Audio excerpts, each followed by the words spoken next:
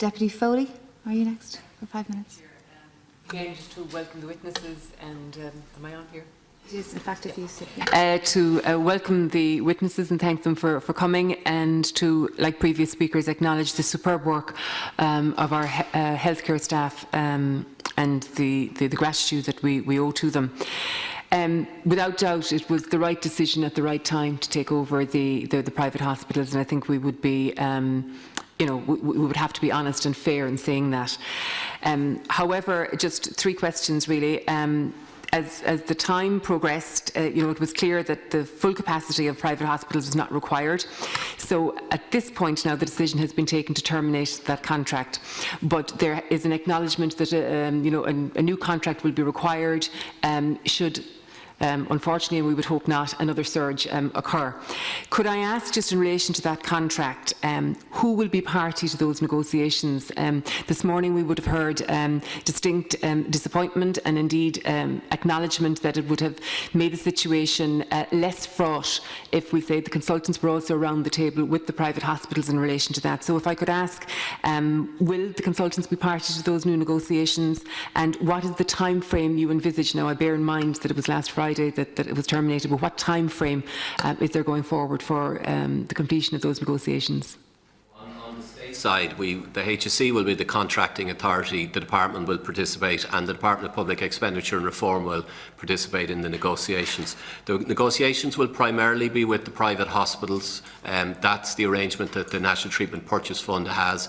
They pay for the services incurred by the private hospitals. I take the point, although this was a novel one where we were trying to convert private hospital consultants into public employees, that there was a need for engagement with the private hospital consultants. We will engage with the private hospital consultants, but the contract will be with the private hospitals in this case, I would envisage. How long it will take, there was already contact made with the Private Hospital Association on Friday.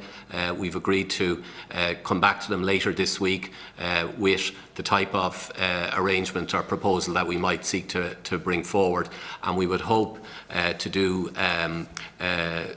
quick negotiations over the course of the next couple of weeks to try and conclude this in good time for the rundown into the end of June.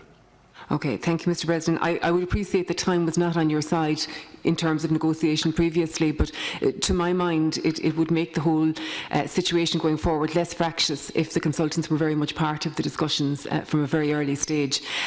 Could I ask a specific question in relation to a point that was previously raised in relation to the fact that no pathology specimens could be processed unless the sending consultant had actually signed a Type A contract. Now, I appreciate what you said, that was rescinded within 24 hours, but the motivation for that, you've also suggested, was a financial one. I suppose, really, 2 things in relation to that. Could you confirm to me that absolutely no patient was negatively impacted because of that original decision?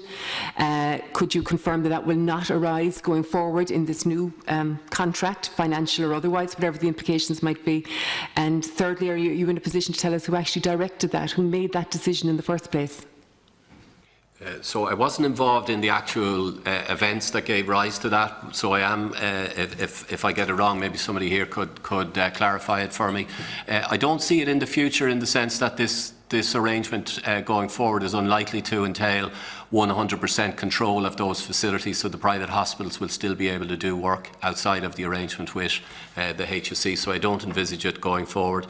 Given that it was within 24 hours and it was a lab, for lab requests, I don't envisage that it had any significant impact other than potentially 24 hours of disruption, but not interfering with a result. I can't see how that could have happened. And in relation to how it came about, I think there were lots of clarifications being sought in what was a complicated situation around the extent of clinical indemnity, which is a state insurance scheme, a state indemnity scheme, the extent to which that covered certain things and didn't cover other things. And the communication that issued was seeking to clarify that, but left one piece of it unresolved, and that, when that was seen, that was addressed within 24 hours. One final question, just in relation to the fact that you've both said that private hospitals are at a much higher, running at a much higher capacity now, even in terms of operating theatres and that. Would that be because in tandem, the public hospital, we say theatres, are also running at full capacity? You know, are they both running at almost full capacity at this stage, or is it the fact that some capacity in the public hospital has actually been stood down? To ask you to finish up. Yeah, has been stood down. The public system is returning to theatre activity. It's not at full capacity yet, and I would point out that the additional ICU beds that have been stood up in the public system are heavily dependent on theatre nursing to sustain them, and indeed other nursing staff, but theatre particularly. So part of the return to normal theatre is also being comfortable that the ICU capacity that has been stood up on a temporary basis is safe to release.